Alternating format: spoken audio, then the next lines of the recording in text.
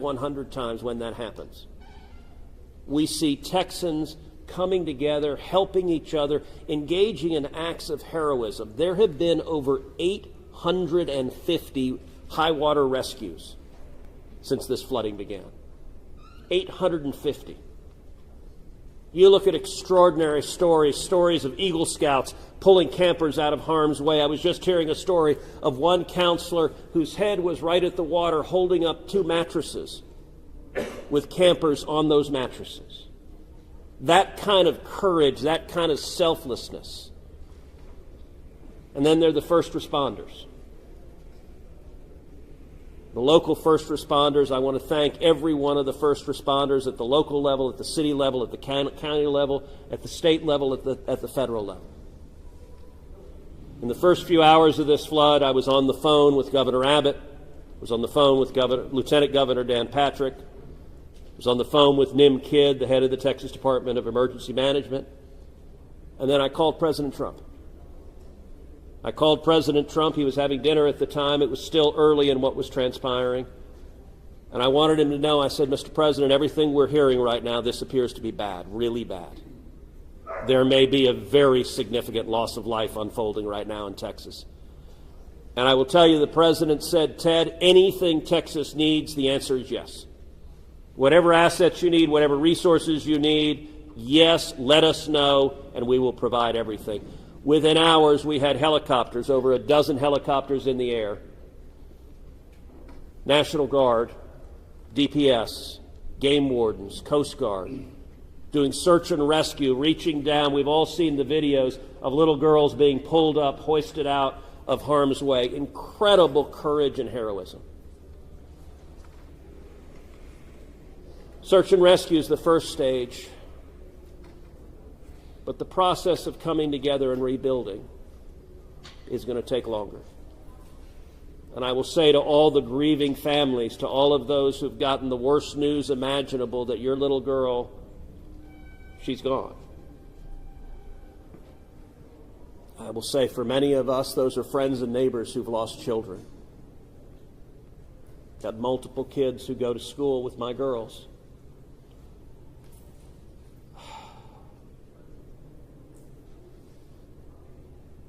The mayor asked for prayers. And I want to say thank you to the millions of Texans, to the millions of Americans, to the millions of people all over the world right now who are praying for Texas and praying for those parents. Going through this grief, it is going to take love, it is going to take friends and family embracing and hugging and holding them while they weep. And it's going to take the church. With every disaster, one of the things we see here in Texas is the church steps up and the church helps and the church feeds and clothes and comforts. This morning I met with a group of chaplains who've been going through the incredibly difficult process of talking to mom and dad after mom and dad who just lost the most precious person they ever knew. And those chaplains are just trying to love them and show God's love.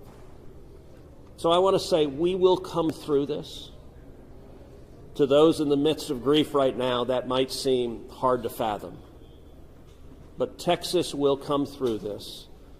And I just want to say thank you. I want to say thank you to these gentlemen here who are working. They are not sleeping. They are working every day. Thank you to the families. Thank you to the Salvation Army. Thank you to everyone who is just reaching out and saying, how can I help?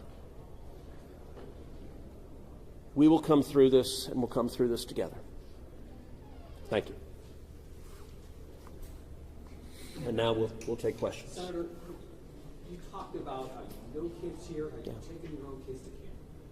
Was it ever communicated to you that there was a need, that it was a priority to have a warning system so people had a chance to escape something like this? Well, listen, I think anytime you're dealing with major rivers, there's a risk of flooding, and there's always been a risk of flooding, particularly on the Guadalupe River. I will say, in the wake of every tragedy, there are things that are predictable. One of the things that's predictable is that you see some people engaging in, I think, partisan games. and trying to blame their political opponents for a natural disaster. And you see that with a hurricane, with a tornado, with a wildfire, with this flooding, where people immediately say, well, the hurricane is Donald Trump's fault. Look, that I think most normal Americans know that's ridiculous, and I think this is not a time for partisan finger-pointing and attacks. Now, after we come through search and rescue, after we come through the process of rebuilding, there will naturally be a period of retrospection where you look back and say, okay, what exactly transpired? What was the timeline? And what could have been done differently to prevent this loss of life? And that's a natural process. I think it should not happen in a bitter and partisan sense, but it should happen in a reasonable sense of saying, what lessons can we learn? And I will give an example. Houston's my hometown. If you live on the Gulf Coast, we get hurricanes. That's part of living on the Gulf Coast as hurricanes hit. And I do think Texas as a whole has learned over time how to deal more effectively with hurricanes. And so you look here, we know the National Weather Service put out an emergency warning just after 1 a.m. and a second emergency warning just after 4 a.m. Now, obviously, most people at 1 a.m. and 4 a.m. are asleep. And so I think we will have a reasonable conversation about, are there any ways to have earlier detection? And some of that, the limits of a flash flood, they're very difficult because they can arise so quickly. But everyone would agree in hindsight, if we could go back and do it again, we would evacuate particularly those in the most vulnerable areas, the young children in the cabins closest to the water. We would remove them and get them to higher ground if we could go back and do it again. Obviously, everyone would. The people in RVs by the river's edge. We know in disasters like this, RVs and mobile homes are particularly susceptible, whether a flood or a hurricane or a tornado, they're particularly susceptible to that. And so my hope is, in time, we will learn some lessons to implement to next time, and there will be another flood, there will be another disaster. But next time there's a flood, I hope we have in place processes to remove especially the most vulnerable from harm's way. But I think that's going to be a process that will take a careful examination of what happened and how can we implement processes better in the future to prevent this same loss of life. Senator, there were claims that the National Weather Service sent that first flash flood warning that should have alerted phones at 1:14 in the morning. But we have a federal public database maintained by PBS Warn, that says the first emergency alert wirelessly here in this area to Kerr County was not until after 9 a.m. That was more than 4 hours after the severe flooding had come to this area. Did you know that? Have you seen that? And what's your response, knowing the state and cuts to the NWS in recent months by this administration?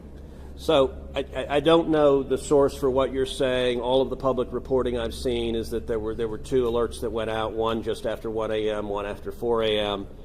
I can tell you, I talked about the partisan finger-pointing.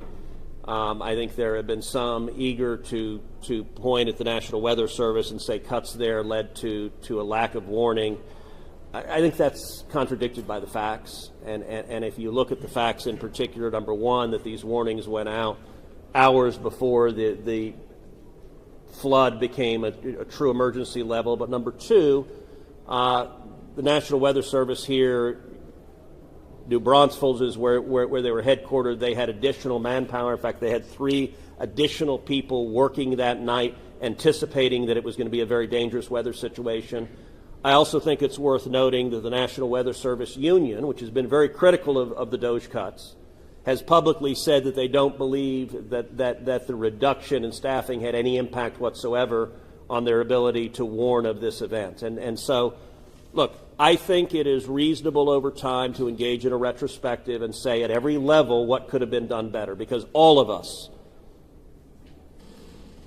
would want to prevent this horrific loss of life. But I think just immediately trying to use it for either side to attack their political opponents, I think that's cynical and not the right approach, particularly at a time when we're dealing with a crisis and we're dealing with grief. But does this make you question whether there should be cuts at the National Weather Service and FEMA? I know you've been supportive of FEMA. Look, I am very supportive of FEMA. I'm very supportive of the National Weather Service. They both perform essential roles, and I think it is critical in every federal agency, particularly when you're dealing with public safety, that we make sure that critical roles are maintained. That's a longer and broader discussion, but as I said, everything from the public evidence indicates that was not a contributing factor to what occurred here. Is it possible to get Dalton in just to talk about that and the National Weather Service alerts? Because there were escalating forecasts throughout the day from the National Weather Service.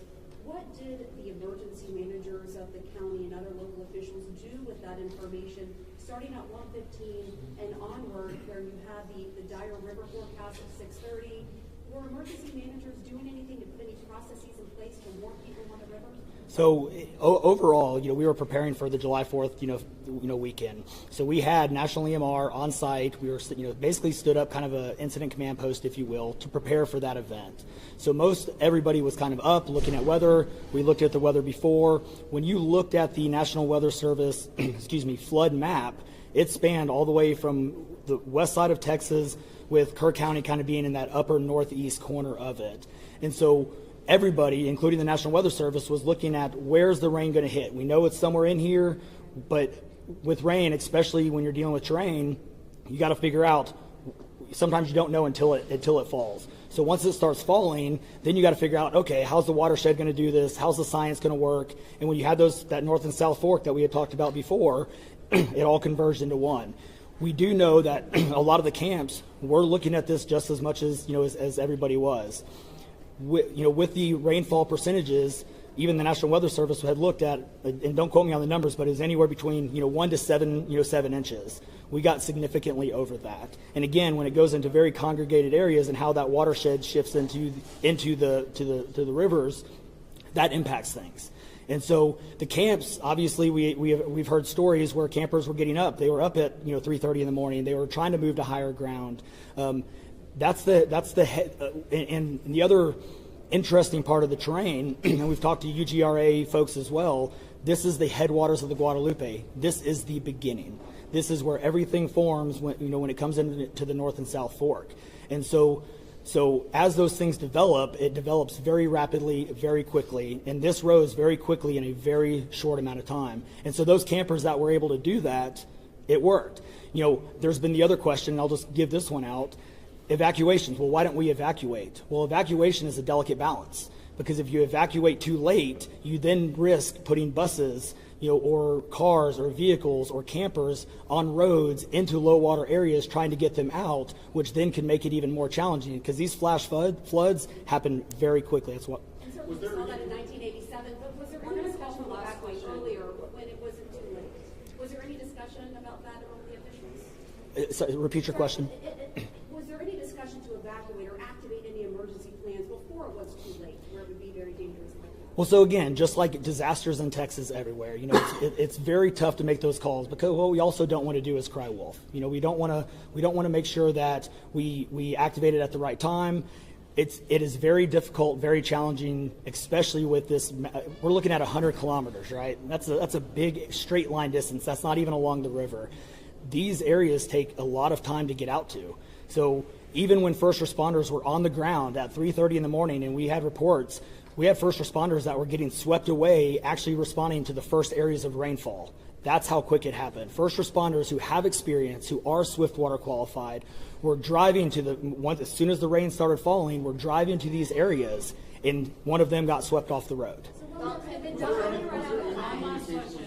communication between 1 and 4 a.m. from local law enforcement to the camp, saying, I know you can't get buses in an hour, but was there anyone telling the camp between 1 and 4 a.m., you need to get the girls to higher ground at the very least, even if they have to walk up there in the rain, as many of them actually ended up doing? Was there any communication from local law enforcement to anyone at that camp between 1 and 4 a.m.? That I don't know off the top of my head. What I do know, though, is there's 55,000 people in Kerr County. Kerr County is a massive, massive area. From here to those camps is 45 minutes on a good day. And so, obviously one of the big challenges that we have, even when you have cell service, a lot of those areas don't even have cell service. Radio communications towers, radio towers within the hill country becomes very challenging. So there's a lot of areas, especially when weather comes in, where cellular towers are down or you already have bad service. So there's a lot of factors that play and a lot of variables in there on communication. That, again, I think as we work through this process, we know everybody has a lot of questions regarding what are the next steps and what's next. And I think all of these things, these are all great questions. And as we continue search and rescue and as we continue to move to the next step, we definitely want to dive in and look at all of those things, from cell service tower to radio communications, or emergency alerting. Any of those things, I think we all really need to take a look at and review. And we're looking forward to doing that once we can get the search and rescue and stuff complete. In regards to the total number, before I say anything else, I just want to say thank you to you, all the first responders, everyone involved. We've been praying. Thank you. We've been praying. The media's been praying. Thank you guys for doing that. I've got two questions. One for you, try to get an accurate count on number of missing. I know you can't. I know we don't know we don't know what we don't know. Yes. But do we know a rough idea on total estimates that are still missing overall throughout the county? And then one other follow-up. This may be for Senator Cruz. A lot of speculations being made about this being somehow man involved with the weather modification, with some of the rainmaker technology, working with farmland. Do you think any of that, is there going to be any investigations into that, or can you communicate anything on that? Let me answer your first question. I'm definitely turning that second one over to him. So on the first question, with missing persons, so obviously we have the knowns, the Camp Mystic kids, which is the numbers coming down as the sheriff has stated, and then we have the unknowns. Well, we don't know what we don't know. We actually have a 5 hotline line. It fluctuates between 3 and 5, but we're working on it. We get calls 24 hours, 7 days a week. We haven't hit the weeks yet, but we're still taking in calls. We are collecting all that information. So we don't have a solid number that we're willing to talk about right now. We do know that it is a lot, because we also are getting a lot of fake calls. You're looking. This is a worldwide discussion, and we're dealing with scammers. Victims' families are being reached out to, saying that they have their kids pay me money. It's heartbreaking. It's absolutely heartbreaking. We're dealing with with mental health issues, where people are calling saying they have visions.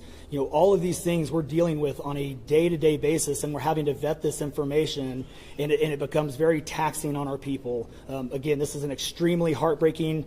This is, if not the worst, one of the worst disasters in this region in a very, very long time, even beyond 1987. And but we're best estimate, like dozens or hundreds, or just to give people an idea. A lot. So, Yeah.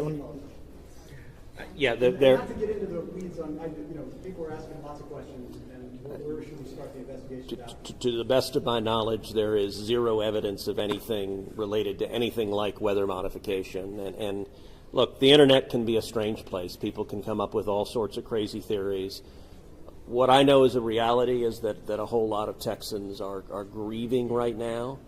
I will tell you, I was visiting with one parent who was talking about online, being harassed online because their information was public, that they had a little girl who was missing at Mystic. And look, there are a lot of people who are messed up, and my call for everyone, there's a time to have political fights, there's a time to disagree. This is not that time. This is a time just to reach out, support each other, go volunteer at the Salvation Army, give them money, go volunteer at your church, you know what I did when this happened? Just go hug your kids. Because I got to tell you, I hugged my girls with tears in my eyes, because every one of us who's a parent, there but for the grace of God go I. And nothing will fill the void in these moms and dads' hearts, but they'll make it through it. And every one of us, we have an obligation to come through and help them make it through it. And look, Texas will come through. And let me say, Kirk County, the Hill Country is incredible. It is beautiful. And these summer camps, Camp Mystic is an incredible Texas institution. For a century, it has made a profound difference helping young girls become strong women in Texas and across the country. And so, for me at least, I'm praying for these camps. I'm praying for all the campers, everyone implicated, everyone impacted, and I hope we come together and stand as one doing that. Thank you. Thank you, everybody.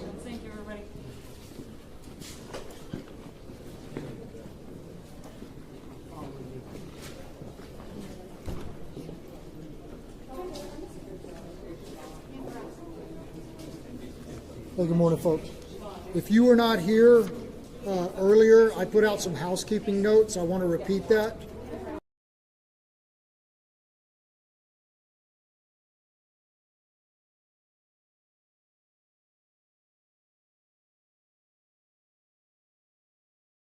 Search and rescue operations. We're asking everyone to adhere with that direction. Hey, excuse me, can we either keep it down or shut the door? You bet. TFR is still in effect. We can't have the media flying drones. They have interfered with our air operations, and it has to stop. It's our intent to set aside an hour each day to make some of our leadership available to y'all for one-on-one interviews. This is above and beyond these daily press conferences. These interviews will be 3 to 5 minutes in length, and they're going to be held between 1 and 2 p.m. Obviously, we won't be able to accommodate all outlets each day. So if you're part of an affiliate, we ask that you coordinate with your colleagues from your network and submit one request, and then share that. You can request interviews by emailing our Joint Information Center at jic@kerrvilletx.gov. One more time, that's jic@kerrvilletx.gov, and I'll repeat that again before we're done. Our unified PIO team will confirm your interview, your time, and who you're going to be able to interview at least 1 hour beforehand. You're welcome to request specific leadership, such as the sheriff or the city manager. However, given the fluid nature of response and the quantity of requests that we're expecting to get, we cannot 100% guarantee that you're going to be able to speak to the interviewee that you would like to. Footage. Our PIO team will be in the field today, and we're capturing images and B-roll of response and recovery efforts.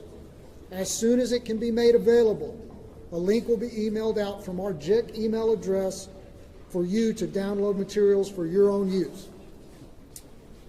Contact information. If you were here yesterday, we passed around a sign-in roster. If you signed in yesterday and provided us your contact information, you should be part of our media list, and you should have received a confirmation email last night. If you did not get that email, or if you were not on that list, you can be part of our media list by emailing us at jic@kerrvilletx.gov. One more time, jic@kerrvilletx.gov. I don't know the time of the next press conference. As soon as we have that information, we will push it out through our social media. Thank y'all.